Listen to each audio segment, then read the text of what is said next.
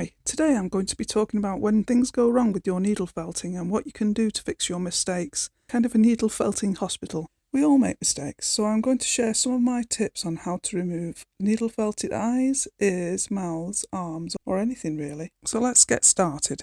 I was making this cat and thought having the eyes cross-eyed might look cute, but then when I felted them, they didn't look right. So the first thing to remember is don't panic. It's a lot easier to remove items than you'd think, even really felted in pupils. So before we start, my first really important tip is don't use fine felting needles to remove the wool. They will break or at the very least bend. Use a really thick sturdy felting needle, or even better, use a regular sewing needle. As you can see, I'm teasing the black wool out from the eye. Also, I'm holding the thick felting needle right near the end to give it extra support. You'll find that the main bulk of the black wool will come out quite easily, but you might be left with a few black strands. Try to dig a bit more with the needle and loosen them and bring them to the surface.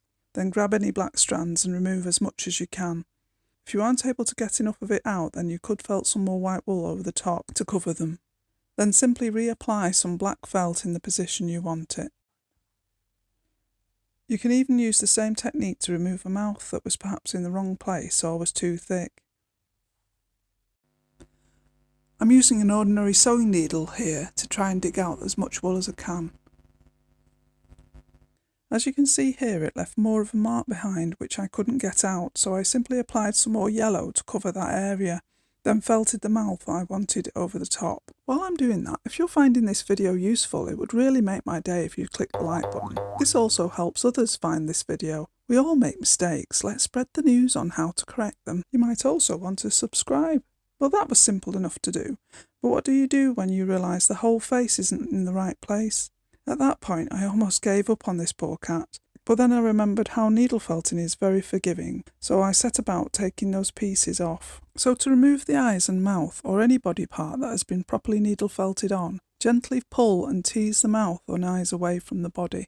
My second tip is take your time doing this. Be gentle. How easy it comes away will depend on how well you have needle felted it to the body. This small area was really attached and wasn't coming away easily. Rather than pulling too much and risk damaging it, carefully cut the fibres. This is my third tip. Don't be afraid to use scissors. Don't worry if you can see that it's pulled some of the wool away. You just needle felt back over the body and it'll look as good as new. Notice how I'm waggling the eye back and forth to loosen the fibres that are attached. Then you can simply reapply the removed pieces to where you want them to be. Just needle felt around the base of the eyes and nose, and this will attach it back onto the head.